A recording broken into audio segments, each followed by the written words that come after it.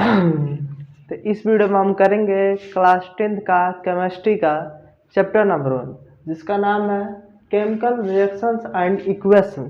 ठीक है, और आज का हमारा टॉपिक है physical states in chemical equation, aqueous solution, balanced chemical equations.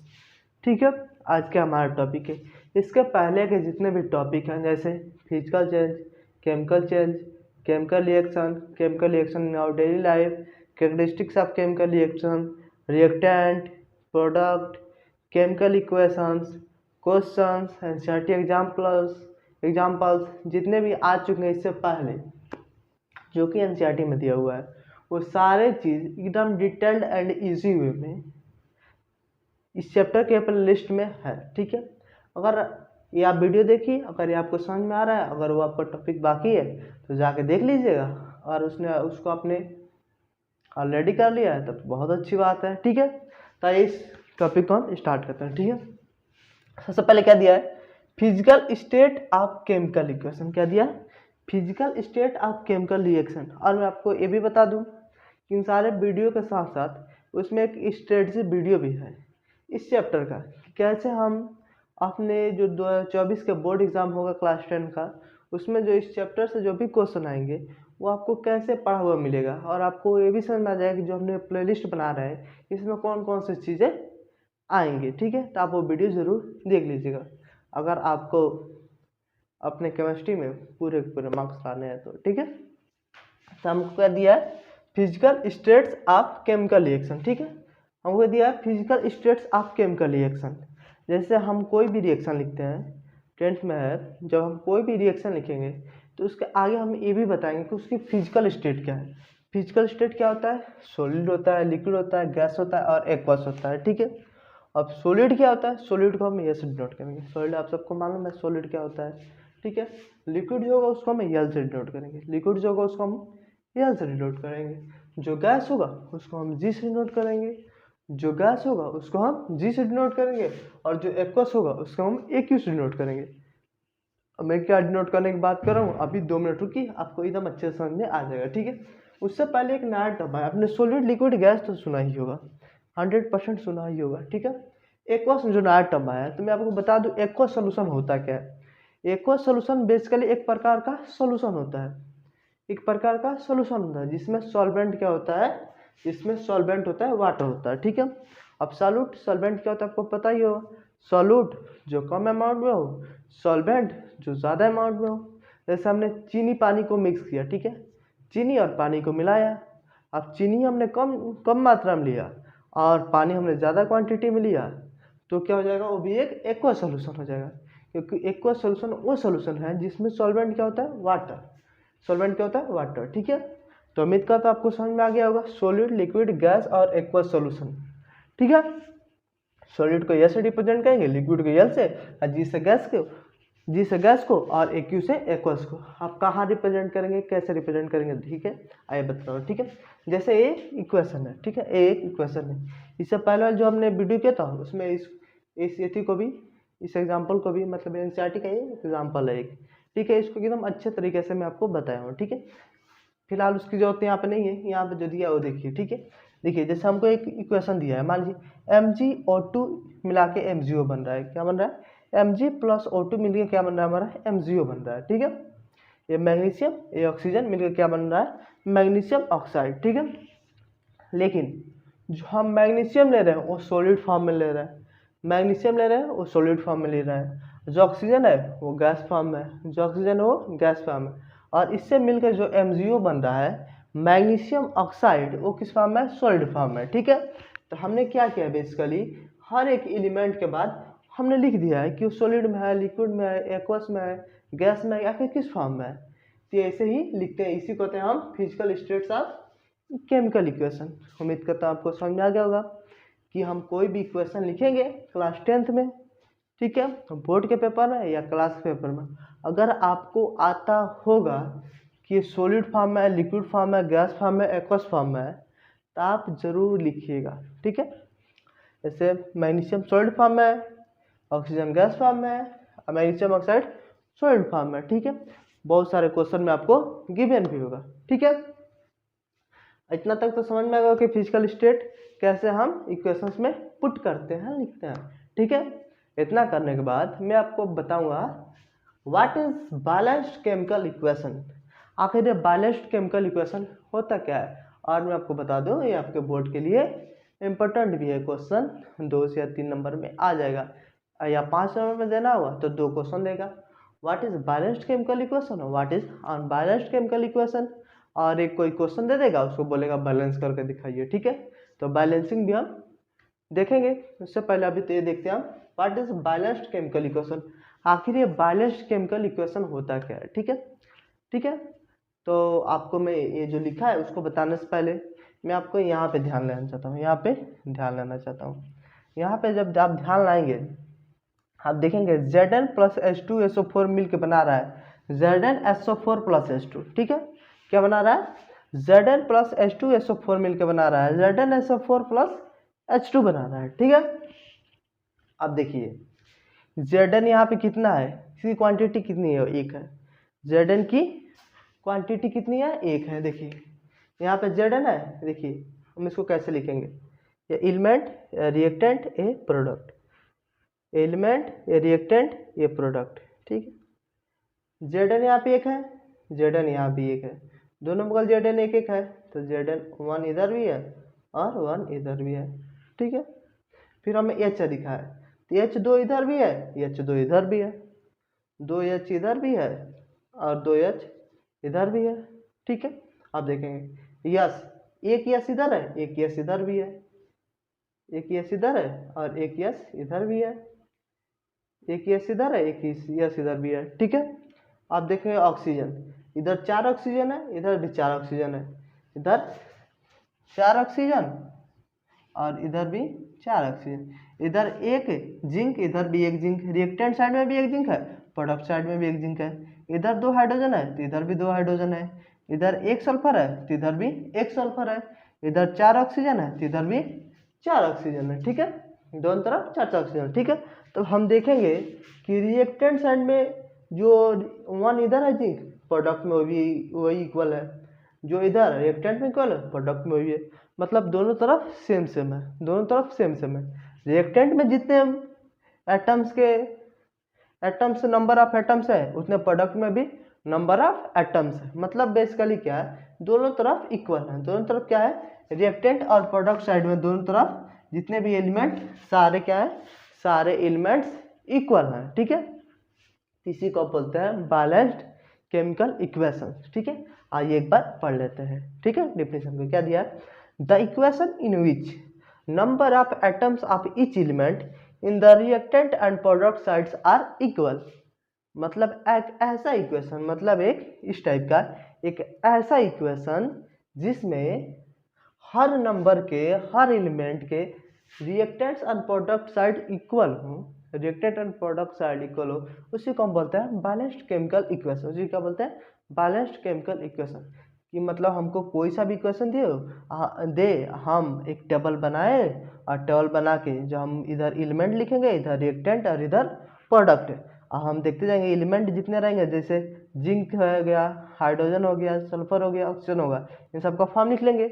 इधर देखेंगे रिएक्टेंट में कितने कितने हैं, इधर इसको रिएक्टेंट बोलते हैं, आप सबको पता ही होगा, इसको रिएक्टेंट बोलते हैं, इसको प्रोडक्ट बोलते हैं। क्यों, क्योंकि जो पार्ट लेता है वो रिएक्टेंट होता है और उससे बनता है वो प्रोडक्ट होता है। तो रिएक्टेंट में देखिए ये सब आ गया है, प्रोडक्ट में ये आ गया।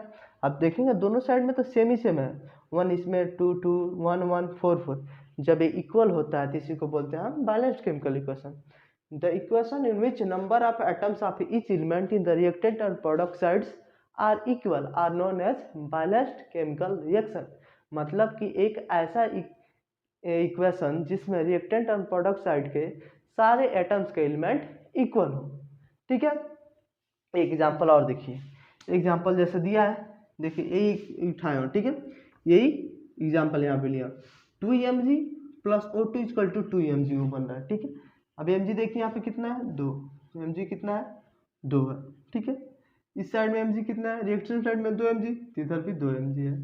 ठीक है, इधर 2 ऑक्सीजन है, रिएक्टेंट साइड में इधर भी 2 ऑक्सीजन है। अब पूछेंगे अरे यहाँ पर सिर्फ 1 ऑक्सीजन है, आपको 2 कहाँ से दिख रहा है, तो मैं आपको बता दूं इसके सामने जो भी रहता है ये सब के लिए होता है, मतलब इस MgO का अगर 2 है तो 2 Mg भी है और 2 ऑक्सीजन भी है, या कोई और एलिमेंट भी यहाँ होता तो वो भी 2 ही होता। ठीक है, देखिए अगर ये इसके नीचे होगा, नीचे होगा जैसे O4 दिया है, अगर ये नीचे होगा तो सिर्फ ये ऑक्सीजन ही 4 होगा, लेकिन अगर यहाँ पे 4 होता तो 4 जिंक भी होते, 4 सल्फर भी होते, 4 ऑक्सीजन भी होते। तो उम्मीद करता हूँ आप समझ में आ गया होगा। एक बार और बता दे रहा हूँ, जब भी E इसके नीचे रहता है किसी एलिमेंट के, जैसे हाइड्रोजन के नीचे 2 है, ऑक्सीजन के नीचे 4 है, जब भी नीचे रहेगा तो सिर्फ एक एलिमेंट के लिए होगा। 4 है तो ऑक्सीजन का ही बस 4 है, हाइड्रोजन का 2 है तो हाइड्रोजन बस 2 है। लेकिन अगर यहाँ पे 4 आ गया होता, जिंक से पहले 4 आ गया होता, तो उसका मतलब होता है 4 जिंक भी, 4 सल्फर भी, 4 ऑक्सीजन भी। ठीक है, ठीक वैसे ही यहाँ पे ये आ गया है, इसका मतलब 2 मैग्नीशियम भी है और 2 ऑक्सीजन भी है। ठीक है, 2 मैग्नीशियम भी है, 2 ऑक्सीजन भी है। तो हम यहाँ से देखेंगे इस टेबल से एलिमेंट, रिएक्टेंट और प्रोडक्ट को, तो जितना रिएक्टेंट साइड है उतना भी प्रोडक्ट के साइड है। इसका मतलब ये भी बैलेंस्ड केमिकल इक्वेशन है, इसका मतलब ये भी बैलेंस्ड केमिकल इक्वेशन है और ये भी बैलेंस्ड केमिकल इक्वेशन है। और आपने ध्यान से देखा होगा तो आपको एक बात समझ में आ गई होगी, क्या यहाँ पे मैंने 2 Mg लिखा है, यहाँ पे क्या लिखा है 2 Mg लिखा है, और यहाँ पे क्या लिखा है मैंने सिर्फ Mg दिया है। इक्वेशन वही है। ठीक है, यहाँ पे 2 Mg दिया है, यहाँ पे Mg दिया है। आखिर ऐसा मैं क्यों किया, आखिर हमने ऐसा क्यों किया?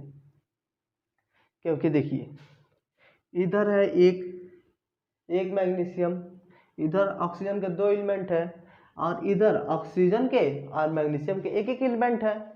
लेकिन यहाँ पे जो ऑक्सीजन का 2 एलिमेंट है, तो ऐसा कैसे हो सकता है कि 2 एलिमेंट से एक एलिमेंट हो जाए? आपने law of conservation of energy तो पढ़ा ही होगा, कौन सा क्या? Law of conservation of energy. ठीक है, अब लॉ ऑफ कंजर्वेशन पढ़ा होगा तो बहुत अच्छी बात है, उसी को हम बैलेंस्ड केमिकल इक्वेशन करते हैं। अगर नहीं पढ़ा तो कोई बात नहीं, इसको नोट कीजिए, फिर हम आपको बताएंगे व्हाट इज क्या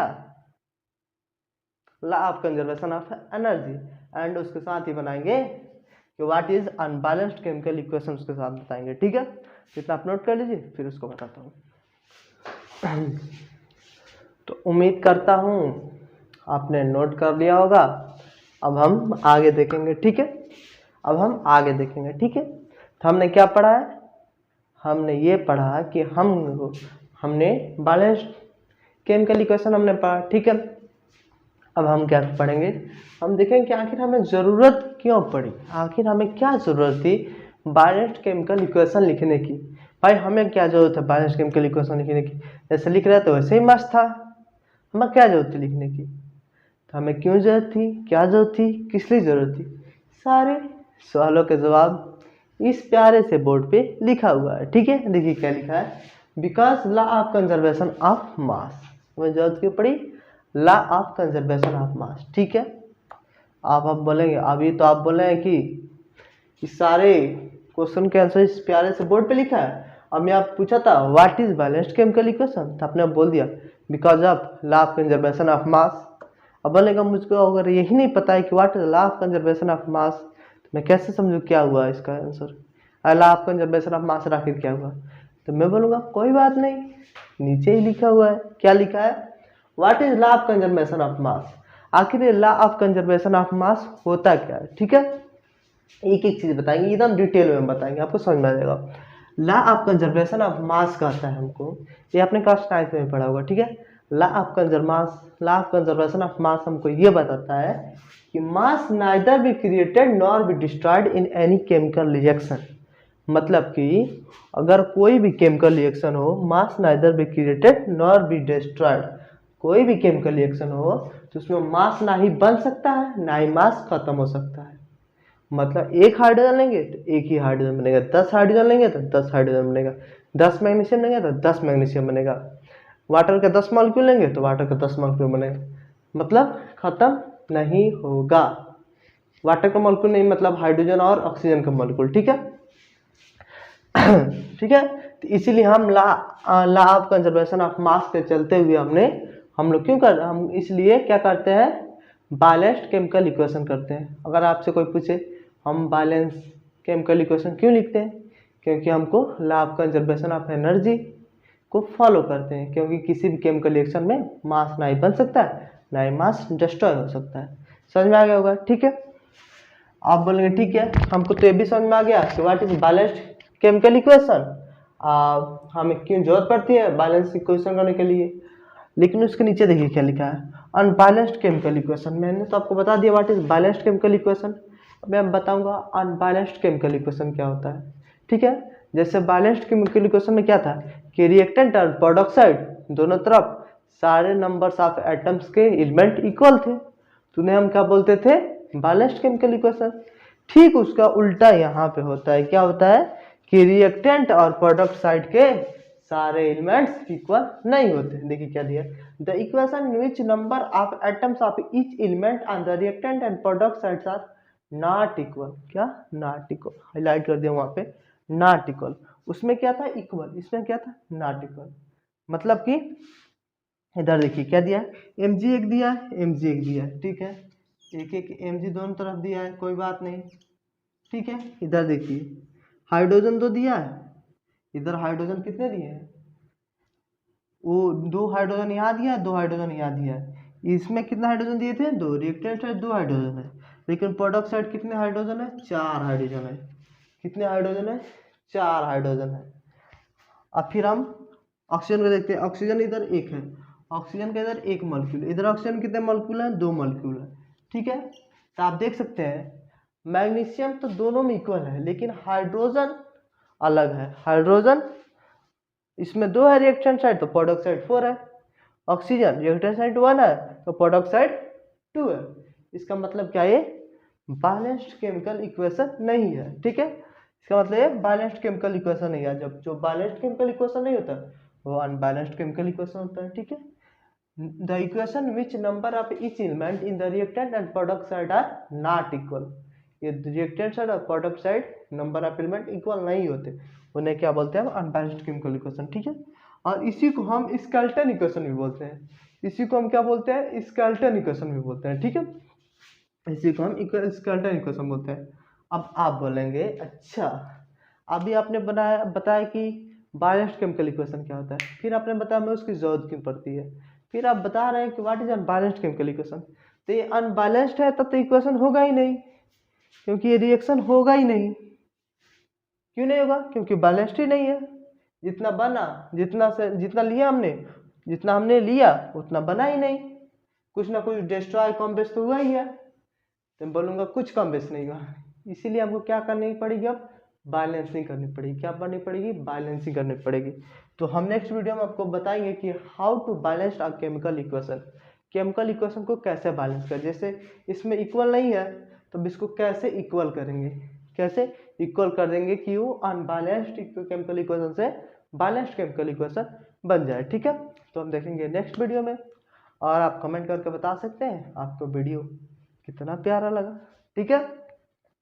तो उम्मीद करता हूँ सभी समझ में आ गया होगा। एक बार और बता देता हूँ कि हमें बैलेंसिंग करने की जरूरत क्यों पड़ती है, क्योंकि law of conservation of mass को हमको फॉलो करना होता है। Law of conservation of mass क्या कहता है कि mass neither be created nor be destroyed in any chemical reaction, ठीक है। उसके बाद हमने बताया आपको अनबैलेंस्ड केमिकल इक्वेशन, ठीक है। ऐसा पहले बैलेंस मैंने बता दिया था, ठीक है। अब जो इसके आगे का टॉपिक है how to balancing of chemical equation, मतलब ऐसा कुछ मिल जाए हमको जो बैलेंस ना हो तो उसको हम कैसे बैलेंस करेंगे, ठीक है। उसके कुछ स्टेप्स है, उसके कुछ रूल्स है, उसके कुछ तरीके हैं जो हम आपको नेक्स्ट वीडियो में बताएंगे। तो मिलते हैं उसी वीडियो में, और उस वीडियो को देखना है तो सब्सक्राइब तो कर लीजिए, ठीक है। मिलते हैं नेक्स्ट वीडियो में, तब तक के लिए टाटा बाय।